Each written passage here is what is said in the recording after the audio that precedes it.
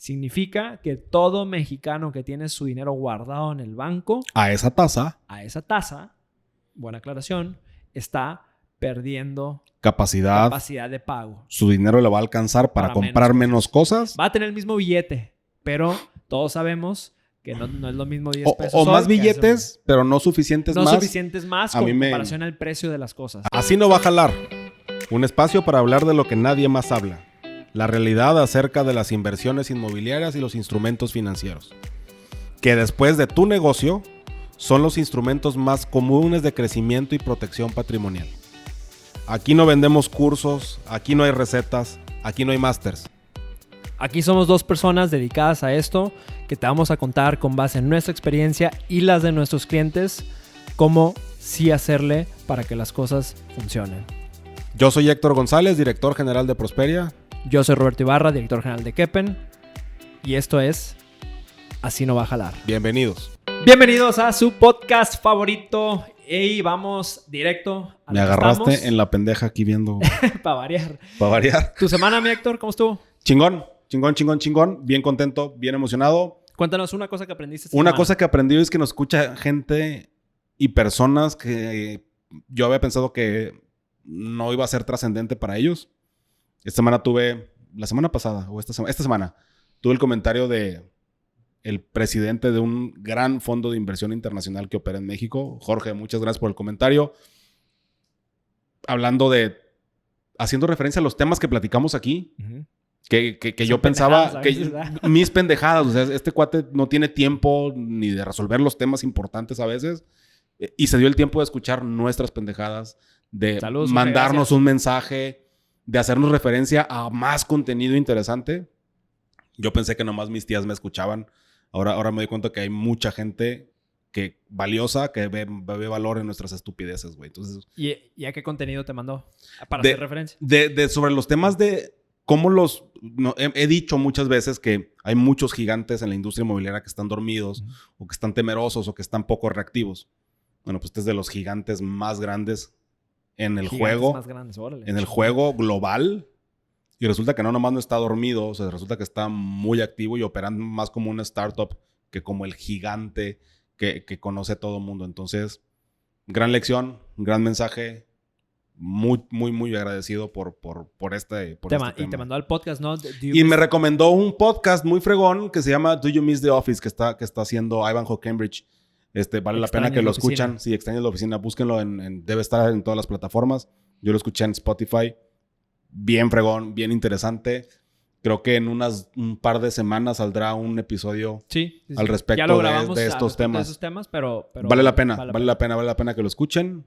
Y otra vez, gracias a todos los que nos escuchan. Mándanos comentarios, por favor, no dejen de escribir. Esta nueva sección que estamos introduciendo el día de hoy, capítulo número 10. Ay, güey. 10. Ya vamos en 10, cabrón. Va a ser una sección que vamos a agregar a tu semana, todas las semanas, con base a un comentario vamos a escoger de los que nos hacen llegar. Ya les dijimos que los pongan en público, pero está bien, se valen en privado.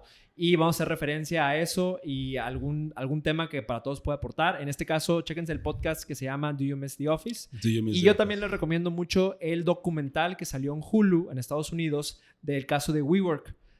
Se llama WeWork or The Making of a $47 Million Unicorn, que básicamente es, lo voy a traducir, WeWork o la creación y desaparición de un unicornio de $47 billones. Está buenísimo. Habla de cómo WeWork nació como una empresa de bienes raíces, rentaban oficinas y se convirtieron en una secta que querían cambiar el mundo y la vida, y la raza más conocedora de tu industria dijo, güey, déjate mamadas, rentas pinches oficinas. Así no va a jalar. Así no va a jalar. Y así no jaló. Y no jaló y tronó. Y hoy en día SoftBank, nomás para resumir todo, SoftBank, que es un grupo privado de inversión de los más grandes del mundo. Es un banco de inversión. Es un banco de inversión. Tiene múltiples áreas, pero SoftBank hace muchos años invirtió mucho dinero y hoy en día ya tienen control total y están relanzando la oferta pública inicial, pero ya diciendo las cosas como son. Somos una empresa de bienes raíces y rentamos oficinas y se chingó. Entonces, chéquense esos dos contenidos, creo que muy, muy interesantes. Si Hulu no funciona en México, ¿cómo lo viste? Pásanos el contacto del pirata, ¿no? Es que me fui a vacunar. Ya. Y bueno, hablando de mi semana, ya que me estás aquí... interrogando. Sacando los trapitos al sol. Oye, y en mi semana... te pregunto. Me preguntas, como siempre. Como siempre, yo te tengo que llevar el Sabes que ritmo. Mi semana muy chingona, güey. Una parte esencial. Yo empecé a hacer contenido y a lo mejor por eso estamos sentados aquí. Años después. Yo empecé a hacer contenido, ¿sabes por qué? Pregúntame. ¿Por qué, güey? Porque estaba harto de hacer llamadas. Por huevón, típico de ti, sí. No. Estaba cansado de hacer llamadas. O sea, yo ya no... Estaba en una... Llamadas para venta, llamadas de prospección de cliente. O sea, ya no quería prospectar, güey, pero el negocio de los seguros lo requiere. O te habían dicho que así tenía que ser. Me habían dicho que así tenía que ser. Episodio 2. Episodio 2, correcto. Pero yo estaba hasta la madre de tener que hacer esas llamadas y un día dije, ¿cómo le hago para que la gente me marque a mí? Y todo esto pues es word of mouth, recomendación, etcétera, pero ¿cómo lo hago cómo lo escalo? Porque a diferencia de tu empresa, el agente de seguros no era una profesión escalable en la cual hasta el universo que yo podía llegar, que vamos a pensar podía tocar 1000 puntos o 1000 personas, pues ahí llegaba mi escalabilidad. Pero empecé a hacer contenido hace 2 años justamente para quitarme ese dolor o ese peso encima. Sí, dejar un mensaje fuera que vendiera por ti permanentemente. Y te puedo compartir, güey, que... Eso se llama inbound marketing. Nada más habrá gente que no sabe qué es. Es correcto. Y el caso es que como agente no era algo que yo veía y la realidad es que nadie lo hacía. Hoy ya somos muchos agentes que lo hacemos. Que era muy común con los doctores también. Que era muy común con los doctores. Hasta mal visto era que hicieran publicidad. Exacto, porque ya eres doctor. Hoy son influencers, exacto, toman ¿no? lives en los partos. Selfies y la madre, ¿no? El caso es que esta semana fue muy chingona porque hice un corte del primer trimestre. Y te puedo decir que el 50% de todo el negocio nuevo de Kepen... ¡Qué chingón! De inbound. Inbound. El 50%, wow. güey. Si me hubieras preguntado hace 2 años cuando yo empecé a hacer el contenido, mi tirada en aquel momento fue... Va a parecer una locura, güey. Soy un tipo muy paciente. Yo dije, no espero un retorno de esto hasta en 10 años. Lo que venga en 10 años es chingón. ¿Y tienes 2 años o 3 años? 2. Y la mitad de tus ingresos vienen... La mitad del negocio... No de referidos, no de un cliente que te recomienda a otro. Gente que no te conocía. Gente que no me conocía. Que vio diciéndote pendejadas en TikTok. Y me contactó, empezó todo el proceso, inbound, etcétera, al equipo y la madre. Y terminaron siendo clientes. Gracias, si me estás escuchando, la verdad, neta, gracias porque hoy cambió. Pero... apenas ahorita con el corte del trimestre hice ese corte y dije, madre. Felicidades, qué chingón. Qué envidia. Me di cuenta de eso. Como dicen las señoras, envidia de la buena. No existe envidia buena. Pero o sea, qué envidia, qué chingón, cabrón. Gracias, cabrón. Entonces, 50%. Para todos los que están en cualquier negocio, en el que sea, pónganse a hacer contenido. De valor es la parte más difícil. Sí, de valor, güey. Porque luego es el reto de qué voy a decir, qué no voy a decir. ¿No? Pues sí. Entonces, eso fue mi semana. Pero vamos a entrar directo al grano, güey. Y te quiero hacer esta pregunta, cabrón. Las tasas de interés. ¿Qué chingados son las tasas de interés? ¿Por qué importan? ¿Por qué no importan? Nosotros aquí hablamos de temas inmobiliarios, financieros. Déjame quito estas madres. Y se quitó los lentes. Sí, es que para quien solamente nos escucha. Video, ¿qué es la tasa de interés, güey? ¿Y qué tiene que ver? ¿Qué repercusiones tiene en tu industria? En mi negocio, o sea, digo, desde el punto de vista... No vamos a dar una clase de finanzas, ¿verdad? No somos maestros. No. Pero ¿qué es una tasa de interés? Más bien es hablando de la TIE, de la tasa de referencia del Banco de México. ¿A eso te refieres? Ajá. O sea, ¿qué impacto tiene en tu negocio, en tu día a día, güey? ¿Y qué recomendaciones? Te lates, hacemos como una introducción de qué chingado, porque hay gente muy joven a lo mejor que no sabe qué. Sí. Porque es importante en la conversación. Ok. ¿No? O sea, y si quieres empiezo yo con el contexto. La tasa de interés es una métrica que se utiliza en finanzas. Un número. Para medir el costo del dinero. Correcto. ¿No? Y si tú prestas dinero o inviertes dinero o si tú recibes ese dinero como un acreedor o recibes como inversión, quien te lo da espera que produzca cierto valor. Premio, ¿no? Típicamente conocido. Entonces, eso es una tasa. ¿No? Y una tasa de interés, bueno, eso es el premio o el pago que alguien tiene que hacer por recibir inversión o recibir deuda. ese tema o ese numerito, así como se utiliza para un negocio, se utiliza también para evaluar el riesgo de un país. Uh-huh. Y hay instituciones globales que dicen cuál es el valor del dinero, ¿no? Y en Estados Unidos, esa tasa de interés de referencia es prácticamente cero. Uh-huh. Y repercute en muchas cosas. Y aparte, hacemos ahí el paréntesis, es el punto de partida de toda la economía y Correcto. todo el flujo de dinero. El Correcto. 85% del flujo de dinero en el mundo está en dólares. Sí. Y entonces, por eso partimos de ahí. Valdría la pena, no sé si se pueda después, pero hay un mapa de cómo es el flujo del dinero en el mundo. Es un infográfico bien interesante. Y sí, el 80% del dinero está en dólares en Estados Unidos y en Asia, en países dolarizados uh-huh. principalmente. Entonces, esta tasa de referencia global, que es la tasa en dólares para el gobierno en Estados Unidos, de repente le piden más o menos, si los países fueran personas, se evalúan en el riesgo o evalúan el riesgo de que se dé ese interés, que realmente lo puedan pagar. Que es Entonces, el instrumento del bono del tesoro de Estados Unidos, es el instrumento más seguro del mundo, donde... Dicen ellos, los gringos, ¿no? Donde se guarda la mayor parte del ahorro del mundo. Y las deudas soberanas, que son Exacto. Las deudas de los países, están tasadas a partir de ahí. Pero, así como en las personas, hay países más ordenados, menos ordenados, más jóvenes, más maduros, ¿no? Y dependiendo de qué tan desorganizado te perciba este sistema financiero global, te dicen, te premio o te castigo, que más bien es un castigo, sumándote puntos de interés a cambio de recibir dinero. De manera que en México, comparado con Estados Unidos, la tasa de interés de referencia es 4%, según me acabas de decir, que estaba en 4.25. Que la establece el Banco de México. ¿No? Eso se llama TIE. T-I-I-E. ¿No? Para la raza, la tasa de interés. ¿No? Y eso es bien importante porque es la referencia y la base para calcular el costo de la deuda uh-huh. en este país. ¿Y qué es en todo. Es todo, porque esa es la tasa que el banco tiene que pagar por su dinero. Eso es lo mínimo que espera el banco obtener. Y sobre eso, así como a los países le aumentan ese costo, a ti y a mí, no lo aumentan. Dependiendo de la capacidad de pago que tengas, la edad, el riesgo que perciban en ti, en una persona o en un negocio, le suman también puntos a esta tasa de referencia que hoy es 4%. Exacto. De manera que para un crédito hipotecario te dicen TIE más 2, más 3, más 4. Significa más 100, 200, 300 o 400 puntos base. Uh-huh.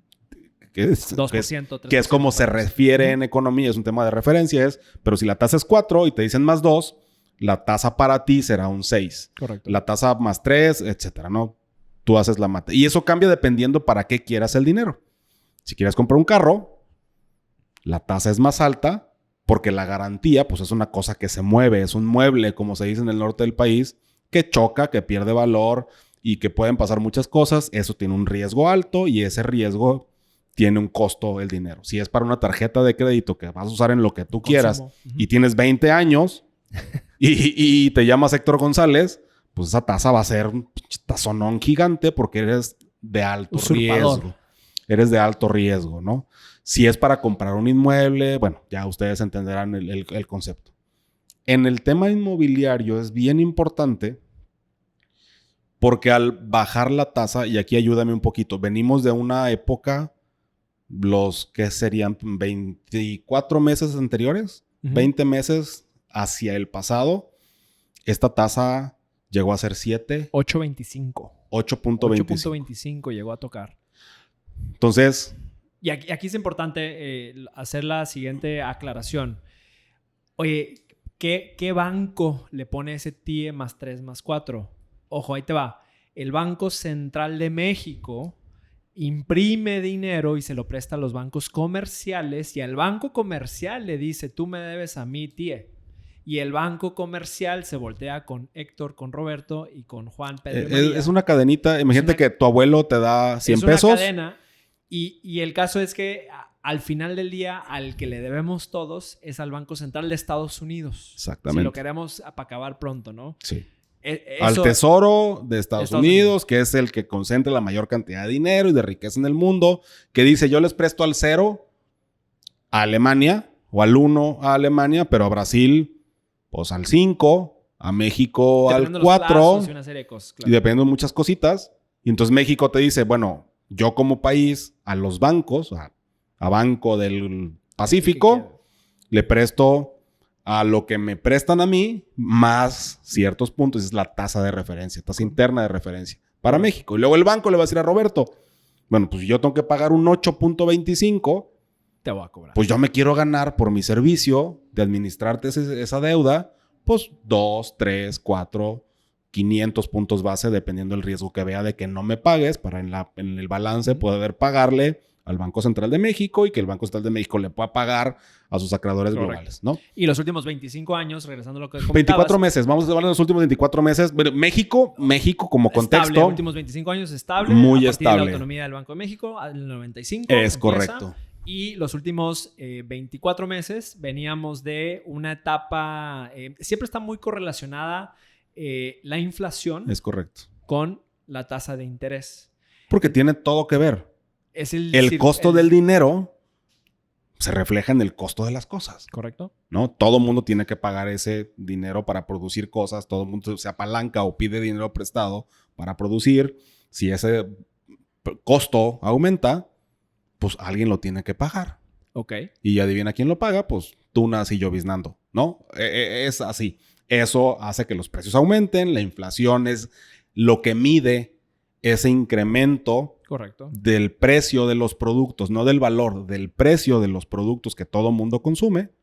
Y por eso te suben el sueldo o deberían aumentarte el sueldo. Y también por eso cuando alguien pregunta por qué no acabamos con la pobreza mundial si simplemente le entregamos $1 millón a cada ciudadano del mundo, porque en teoría existirían las reservas, o que Jeff Bezos y Warren Buffett se pusieran de acuerdo, la respuesta es muy sencilla. Porque si tu rentero sabe que te acaban de dar $1 millón y si el taquero también lo sabe, el taco ya no te lo vas a echar por lo mismo. Y esa es la razón para acabar pronto de entender por qué se maneja el dinero como... Y lo podemos vivir todos los días. O sea, Monterrey es una ciudad muy cara. Correcto. No sé si porque los sueldos son altos o si los sueldos son altos porque los productos son caros, ¿no? Cuando vas a Los Cabos, cuando vas a Las Vegas. Cancún. Cuando vas a Cancún, ¿no? Y en cambio cuando vas a Tepic, de donde yo soy, donde viven mis papás, pues, güey, con 200 pesos te la pasas bomba. Manjar. Claro, ¿no? Y 200 pesos aquí, pues No. también te la pasas bomba, pero en otro tipo de lugar, ¿no? Correcto. Entonces, el costo del dinero, la generación de los ingresos, la manera de obtener esa riqueza, hace que tiene impacto en todo. Okay. Y por eso es importante tener una tasa de referencia. Ok. Que ahorita, para cerrar esto, es de 4. Ok. Hoy es de 4. Hoy es de 4. Y cambia constantemente según las condiciones pero del cambiará país dependiendo de básicamente dos cosas, ¿no? ¿Cuáles? La más importante es que esta tasa, si ya hablamos ahorita de qué es la referencia del costo del dinero prestado, pues cuando hay una desaceleración en la economía o cuando el consumo de la población de México o del país se contrae, así como si el rentero se entera de que ganas $1 millón y te sube la renta, si se entera que ganas el 10% o ganas menos y te baja la renta, la tasa en México se baja para provocar que el crédito sea más barato. Al ser más barato el crédito, yo con el mismo pago mensual tengo acceso a más dinero prestado porque la deuda es más barata, o sea, me van a cobrar menos intereses y entonces puedo comprar lo que antes no podría. Uh-huh. Una televisión. ¿Cómo impacta eso directamente ya hablando en el ramo inmobiliario? ¿Dónde ves el impacto? En el ramo inmobiliario y en todos lados aumenta el consumo. Ok. O sea, se hacen más casas, la gente compra más casas, que ya dijimos que no es una buena inversión, pero... Depende. A ver, échalo. Depende, ¿no? Incrementa el consumo. Habrá quien diga, y yo no estoy muy de acuerdo y tal vez no soy la autoridad, hay quien dice que aumenta la demanda. La verdad es que la demanda siempre está. Tú siempre has querido una televisión, tú siempre has querido una casa, nomás que no la podías pagar, ¿no? Entonces, aumenta el consumo al ser más accesible la deuda, de todo. Si tú quieres comprar una casa, el ejercicio normalmente, con la tasa esta del 8.25 que teníamos hace 2 años, y en la que, otra vez, México más o menos se había mantenido durante muchos años. Muy estable. Esta TIE del 7, del 8, 8.20, eran donde habíamos estado. Los bancos te cobraban para créditos hipotecarios esa TIE, más una comisión de apertura, más 2 o 300 puntos base, más IVA. Eso era como un 11, 12%, más o menos para redondearlo. Para hacerlo fácil y para hacerlo práctico, el banco te prestaba $1,000,000 por cada 10,000 pesos mensuales de pago que pudieras hacerle.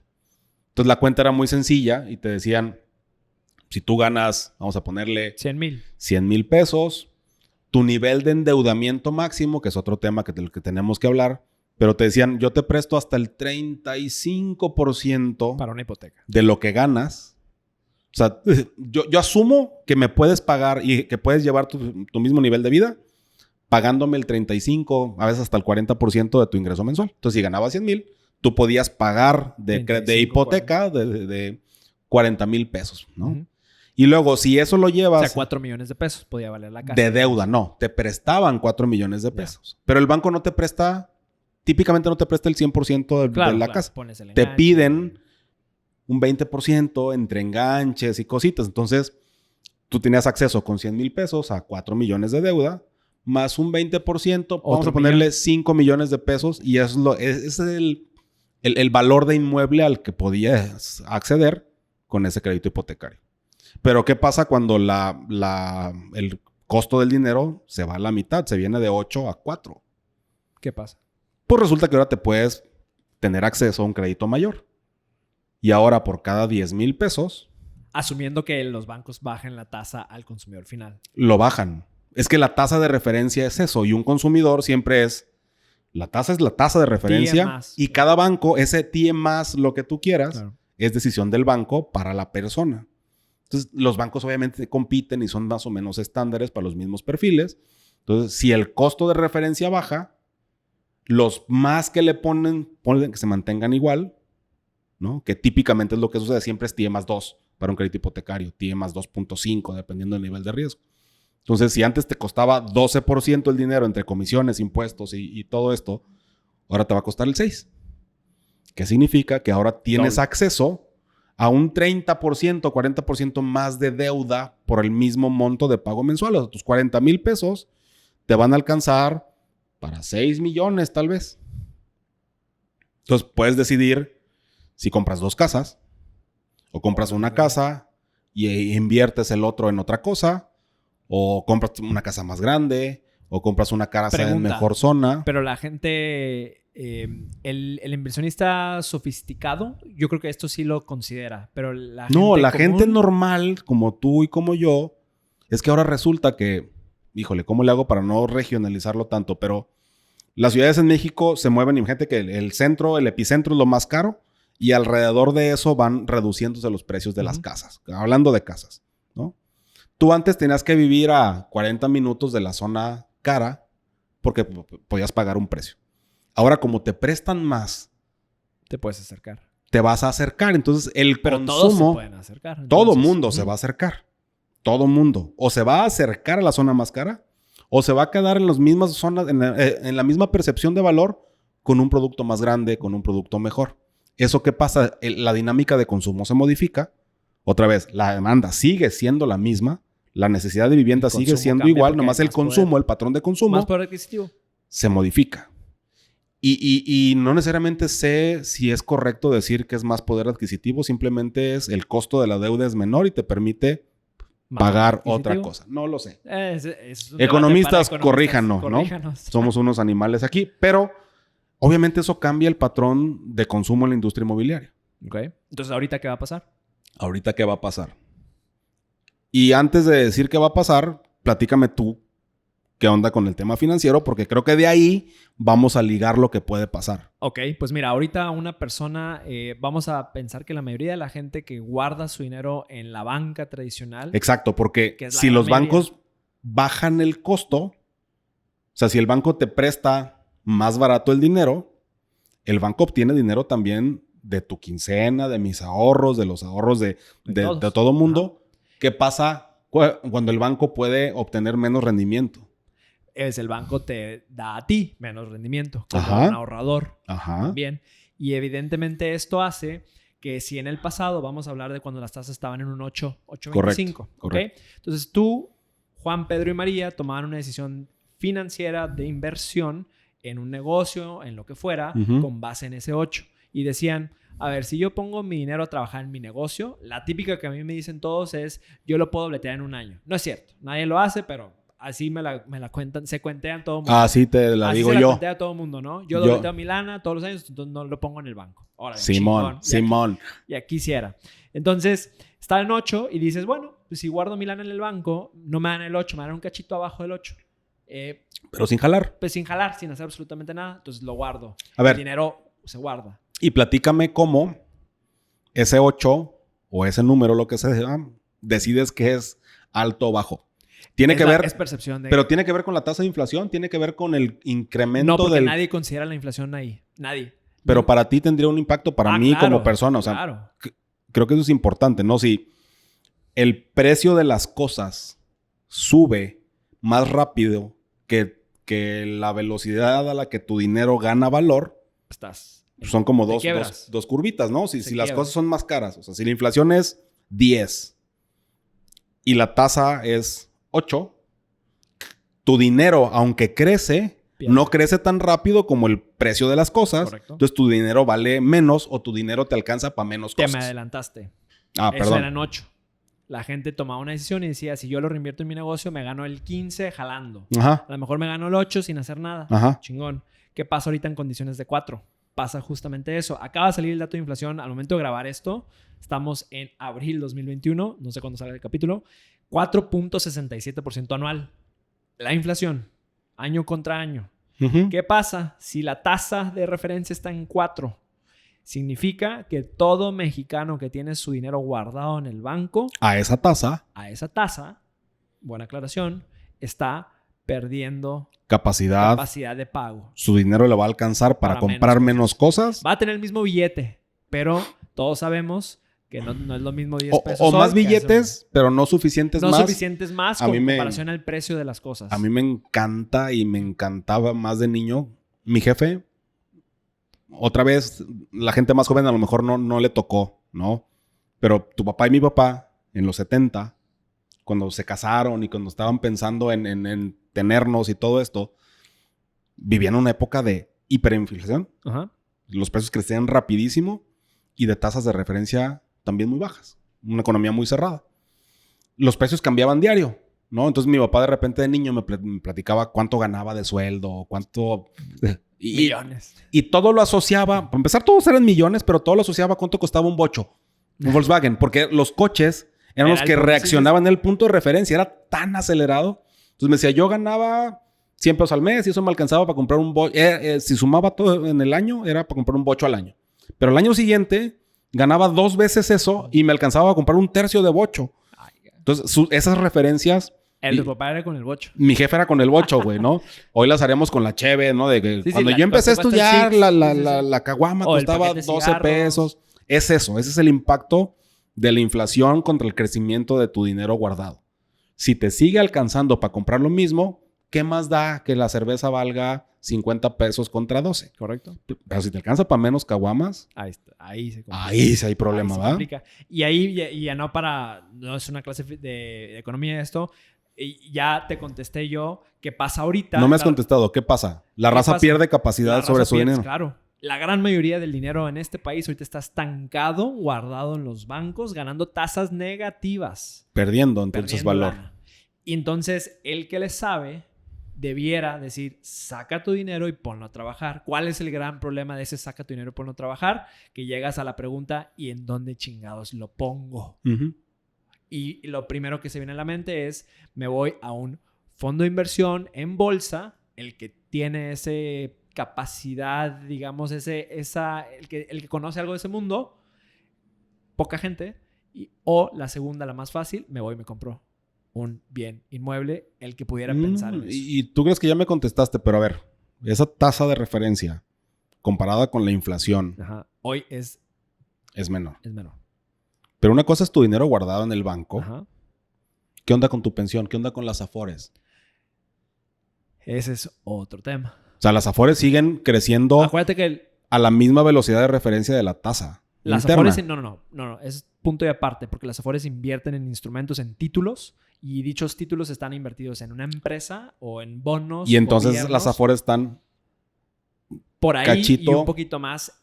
Ahorita, como están invertidas las Afores, están un poquito por encima de inflación. De inflación. Eso es algo positivo. Entonces, conservarían tu dinero. Conservarían el valor del dinero, que es la mitad de la chamba, ¿no? Entonces, por ese lado está bien. Pero llegamos a este punto donde nos topamos todos los días, nos sentamos con personas que dicen, ¿dónde pongo mi lana? Que ahora dices que es conservar el valor es la mitad de la chamba. La chamba completa sería... Que genere. Que produzca algo. Que produzca, exacto. Okay. Y para la gran mayoría es, ¿dónde lo pongo? Uno... Para ayudarle a los instrumentos que me administra la Afore y todo esto que tengo a no nomás conservarse, sino que genere. Tener un poquito más. Y ahí entra... Yo observo dos cosas. El empleado que dice, lo voy a invertir en una institución financiera para que me ayuden a esta otra mitad de la chamba y ve tú a saber cómo te va con eso. Y dos, que no estoy diciendo que te vaya mal, simplemente es un volado. Sí. Y dos, dicen los empresarios, dicen, bueno, pongo un negocio, pongo algo más para que me genere mucho más que eso. Entonces, yo te pregunto a ti, de aquí en adelante, el ramo inmobiliario, ¿qué pasa con tasas actuales? El consumo se va a acelerar, se va a incrementar. Las personas van a poder comprar más o mejores cosas. Entonces van a tener que construir más casas, ¿no? Se van a tener que construir más. Porque hay más consumo y ¿de dónde sale el consumo? O sea, se va a acelerar la velocidad de venta de lo que ya está en construcción. Okay. Que al final terminará en viendo eso mayor consumo. Sí, lo estoy viendo desde el año pasado. Okay. Hubo un tema con COVID y con la contingencia sanitaria, que muchas personas tenían un escenario muy catastrófico de la burbuja inmobiliaria del 2021 va a explotar el mundo, el real estate se va a morir. Si ustedes le dedican un poquito de tiempo a leer el blog de Prosperia... El comercial. No, güey. Es que échalo, siempre he pensado así. Yo nunca... Ahorita que hablabas del contenido, yo nunca había hecho contenido. Que no, lo que tú pensabas. Mi primer pieza de contenido fue en mayo, en abril del año pasado. Justamente para eso. Así como tú estabas hasta la madre de prospectar, yo estaba muy cansado de responder qué va a pasar en el 2021. Y no es porque sea mago, pero es que si entiendes un poquito la dinámica del dinero, el costo si tienes información y las alternativas, esa pieza la escribí y quien quiera más detalle lo puede leer ahí, ¿no? O sea, y lo que yo pienso y lo que está sucediendo y que estoy viendo que está sucediendo es que, pues al haber más capacidad de compra, los desarrollos que estaban tal vez deprimidos en ventas porque estaban no bien alineados al mercado en la ubicación en la que estaban, pues ahora resulta que ese mercado puede pagar un poquitín más. Entonces ahora sí les alcanza. Y cuando son productos bien diseñados y bien pensados, los están vendiendo. Y están rescatándose o están resolviendo esa dinámica. Y no nada más en departamentos, en oficinas, en locales comerciales. Ya no lo... O sea, con condiciones de tasas bajas pudiera ser una mejor inversión. No. Yo dije que era una pendejada de negocio comprar una casa para rentar. Correcto. Y lo sigo diciendo y lo voy a seguir diciendo. También digo que comprar una casa, generarle valor o aguantar el incremento de valor, capitalizarlo con una venta, es una buena alternativa. Es otro tema. Porque los inmuebles incrementan el valor muy por encima de inflación, muy por encima de las tasas, ¿no? Y solamente es buen negocio si eso lo capitaliza, si no es una ilusión. Sí. ¿No? Las rentas de los inmuebles no suben a la misma velocidad que aumenta el valor al que los puedes vender. Correcto. Por muchas, pero la más importante razón es la velocidad a la que aumentan los sueldos de las personas. Correcto. A ti te aumentan el sueldo si eres un empleado. Inflación. Inflación nada más. Y si la inflación es 4.20... ¿Qué me dijiste ahorita? Ahorita 4.67. 4.67. El próximo año tu sueldo va a subir 4.67. tu renta la vas a poder pagar 4.67% pero arriba. El valor de la propiedad incrementó en 10. Entonces, si esa casa, no, 14, 15, 12, es muy alta. Si ese departamento o esa casa que compraste con un crédito hipotecario barato, pagando poco al mes, la aguantas un tiempo y luego se la vendes a alguien que está en una capacidad de comprarla o en necesidad de una unidad de vivienda, todo ese valor acumulado lo recibes y produces una utilidad. Pregunta del millón. Entonces, tú me estás diciendo básicamente lo que yo estoy entendiendo, yo estoy escuchando la creación de una burbuja, de un tema constantemente en crecimiento que a lo mejor aquí en México estamos a décadas de que pase, pero recordemos el 2008 en Estados Unidos, que hubo la burbuja inmobiliaria que pues fue una crisis catastrófica. Que para los que estábamos trabajando... Me encanta este tema, güey. Me encanta. Para los que estábamos trabajando en ese momento, fue... Creo que si no estabas en la industria, en ciertas industrias particulares, no dimensionaste hasta dónde estuvo a punto del colapso la economía mundial. Pero bueno.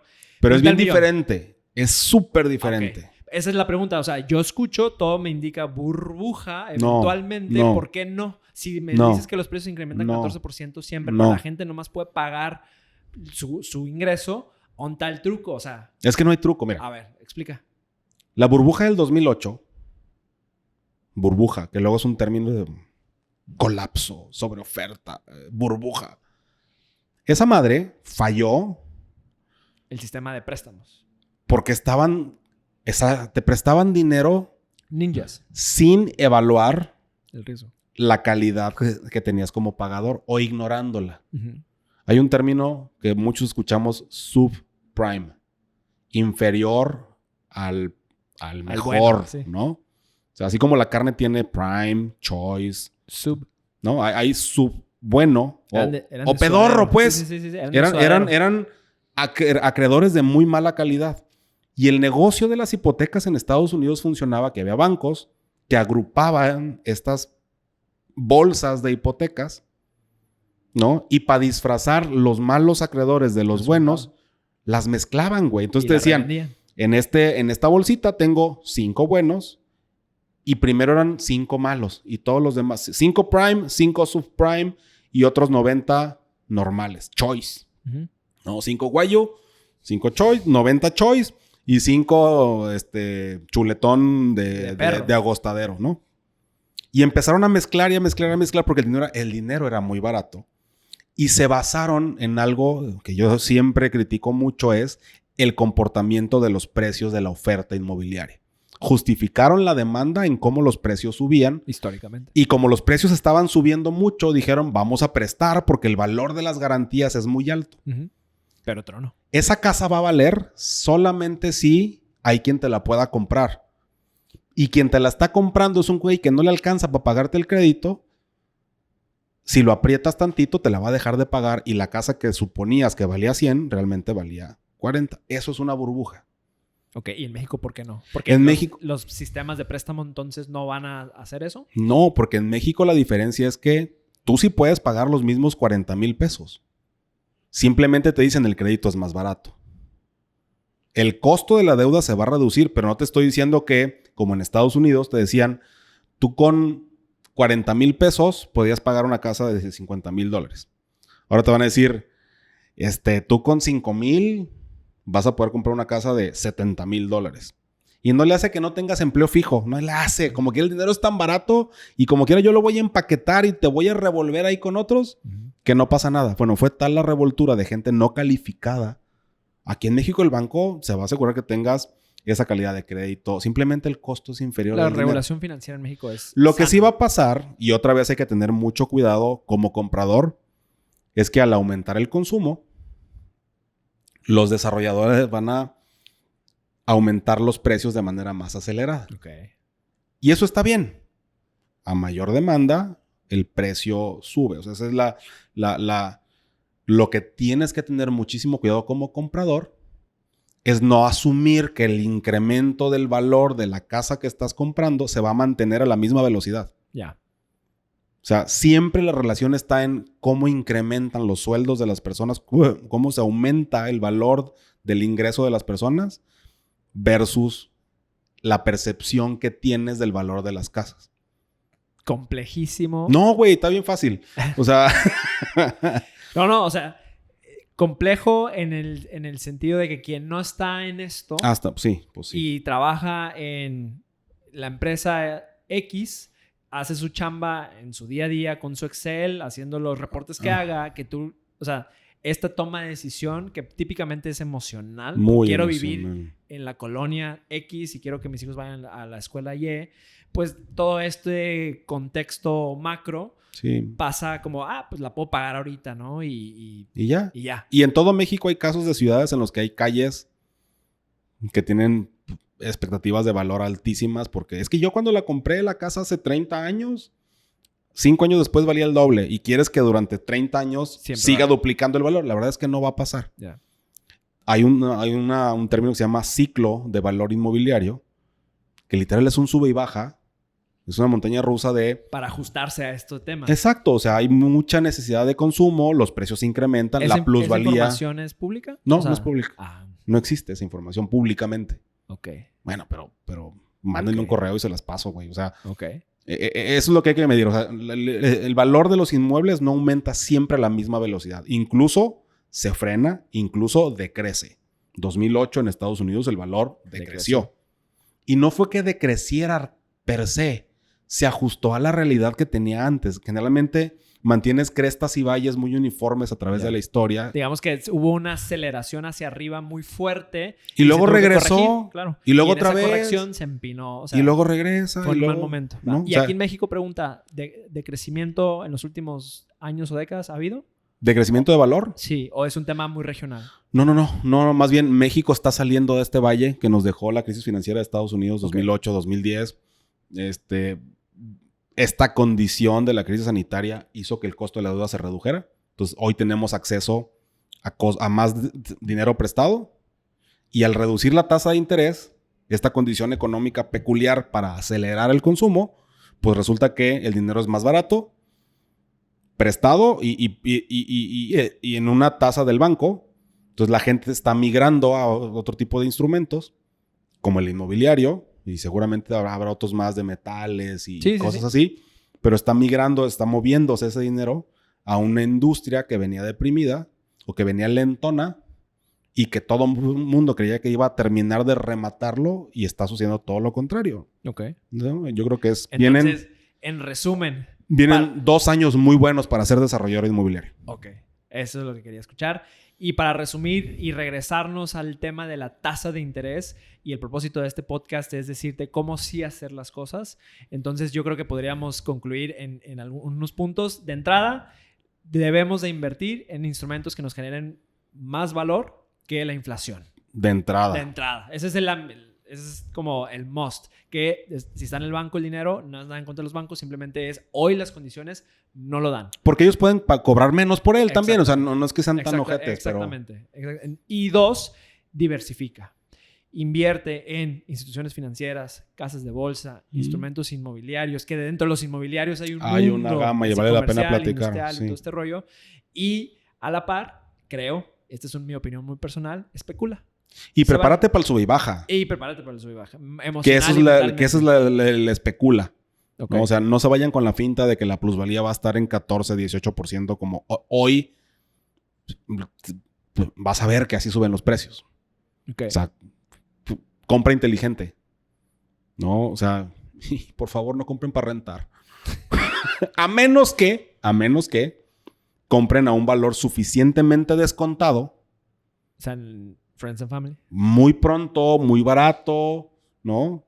Que sin tomar en cuenta la plusvalía, digas, ok, ve la curvita de incremento de inflación en internet y calcula si el incremento de esa renta te va a dar un rendimiento, o sea, asume la inflación como que así va a crecer tu renta.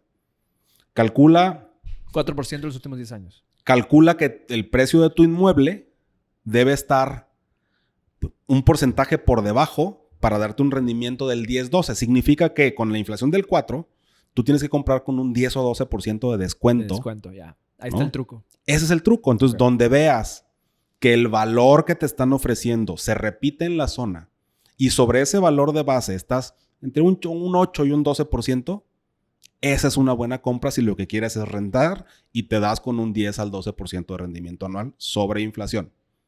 Si eso no pasa, no te creas el que la plusvalía aquí fue del 20%. Esa plusvalía la obtendrías, sí, y solamente si vendes antes de que la ola baje en el ciclo. Y eso, cabrón, está bien, cabrón. ¿Cómo sabes cuándo va a bajar? Comprar acciones y asumir que solamente sí y solamente sí vas en la ola hacia arriba. Y solamente si la zona es tan interesante como para que alguien más esté dispuesto a pagarte ese premio por haberte esperado a plusvalizar el inmueble. Cerrado. Entonces, me queda claro. Ojo, ¿no? Me queda claro. Gracias por los tips, cabrón. Chingón. Bueno, ¿qué pedo con la vida de papá? La vida de padre. No sé, lo platicamos antes de grabar. No sé si compartir esto. No sé si es muy personal. A ver, cuando empezamos este ejercicio... Dijimos que íbamos a hacer... Que íbamos a hacer neta. De Chile. Agárreselo y cumple lo que a mí me hace cumplir. La vida de papá han sido unas semanas complicadas. Estoy seguro que muchos tienen esa misma complicación. Les compartí hace poco que operaron a mi esposa y fuera de un tema de ayuda, vamos a llamarlo así, de manos, es un tema emocional muy fuerte, el tipo de cirugía que tuvo y la recuperación. Entonces... ha sido muy desgastante. Pero ella va bien. Ella está bien y va a estar a toda madre. Va a correr un maratón el día de mañana. Fue un tema de la cadera, pero está perfectamente bien. Pero en el Inter... está muy incapacitada. Estos 2-3 meses, ya el mes que llevamos más, un mesito más, puta madre, güey. ¿Cómo acabo hecho pedazos a las 12 de la noche todos los días?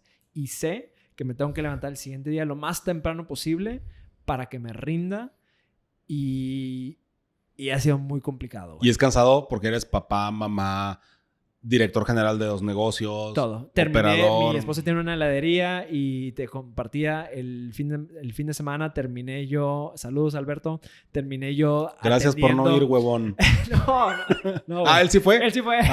No, gracias por ir, güey. Terminé yo ahí en la heladería cobrando y feliz porque dije, pues esto se trata del emprendimiento, ¿no? Eso es emprender, güey. Tener libertad para poder ir a la heladería a echarle la mano a tu esposa, güey. Emprender es dejar de chambear 40 horas para alguien más, para chambear 80 para ti, güey, ¿no? Sí. Entonces, muy, muy estresante, muy desgastante. Siento que no me rinde la vida. Pero esta semana fue el cumpleaños de mi hijo. Cumplió 4 años, mi hijo mayor. Qué chingón. No sabes cómo la disfruté. Al final del día, güey, le trajimos regalos y lo que más le importó al morro fue imprimí yo Jet, un avioncito de caricatura que ve. Quería el pastel de eso. Como mi esposa está incapacitada, yo ando en chinga, la verdad es que le compré un pastel y le dije, le ponemos una velita encima y chingue su madre. Y total que, aparte, imprimí un Jet a color y le puse un palito, mi esposa, y lo metimos al pastel. Llegaron regalos, llegaron los abuelos, mandaron regalos ¿Le valió madre todo? Pero el Jet estaba dentro del pastel estaba como... como un cake topper. Ajá, exacto, ¿no? Le valió madre al morro todos los regalos. Él estaba jugando con su Jet que su papá imprimió en la oficina, güey, un papel. Y eso le hizo el día. Y cuando lo vi gozar eso, dije... Todo es momentáneo. Valió la pena, claro. Todo vale la pena. Esa fue mi semana, güey. Qué chinga, güey. No, pues nada que ver con la tuya. No, pero cuéntamele. No, mi semana... Es que mis semanas son medio aburridas, güey, porque son muy monótonas. Repetí otra vez ahora estuvo más cabrón, porque les platicaba la vez pasada que pues, mi niña, María, mi hija, Ignacio, y María es muy cariñosa y muy, muy pegada conmigo. Y creo que les platicaba una vez en un avión que me puse a cantar. Que te valió madre. Estrellita, ¿dónde estás? Pues llevé en el avión con 4 personas nada más. Esta semana estuve fuera desde el lunes hasta el jueves en la tarde. Y ni tiempo ni siquiera de echarme un FaceTime con ella. Entonces era ayer que estaba en el aeropuerto, pero imagínate el aeropuerto, para empezar en Chihuahua, entre menonitas, que tienen un patrón de conducta muy peculiar, y raza de Chihuahua, que se parece a la raza de Sonora, ruda, bronca, sombrero. Saludos, Chihuahua. Ganaderos, ya sabes. Y estaba yo en el salón ahí del aeropuerto, entre puro güey... rudo, macho alfa, abrí mi computadora, FaceTime con mi hija. De repente se me borró todo. Y otra vez empezaste a cantar. Y otra vez. Estrellita. ¿Y cómo hace María y mandándole besos, güey? Estuvo bien padre porque primero cuando me di cuenta, ya que terminé la llamada, de que, güey, estás en un lugar público y a lo mejor a alguien le dará penita verte o a mí me hubiera dado un poco de penita ver. Estuvo bien chingón porque las señoras, una menonita se me acercó a decirme que qué bonito convivía con mi hija.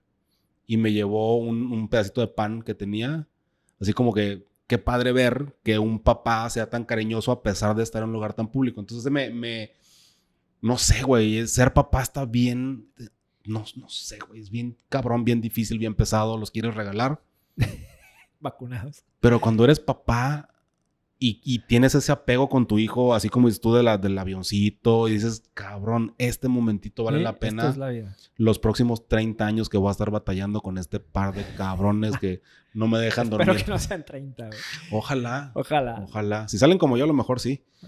Pero esa fue mi semana, güey. O sea, la semana de papá ha sido papá remoto, papá de FaceTime. Un FaceTime a la semana que puta, te cambia la vida, cabrón. Te levantas a las 6 de la mañana. Hoy me levanté muy temprano y me fui a asomar al cuarto de mis hijos a despertarlos yo, güey. Cuando siempre me estoy quejando de que me levantaron temprano, güey, yo me estaba muriendo por abrazarlos. Ahorita me está cargando la chingada de sueño. pero esa dinámica en la mañana estuvo muy padre. Hanging there, toda la raza que tiene bebés. Bienvenidos a la vida de la paternidad. Gracias a todos otra vez por escucharnos. Así no va a jalar. Yo soy Roberto Ibarra. Yo soy Héctor de Prosperia. Gracias por escucharnos. Gracias por vernos. Gracias por sus comentarios. ¡Ánimo! Nos vemos próximo jueves. Gracias.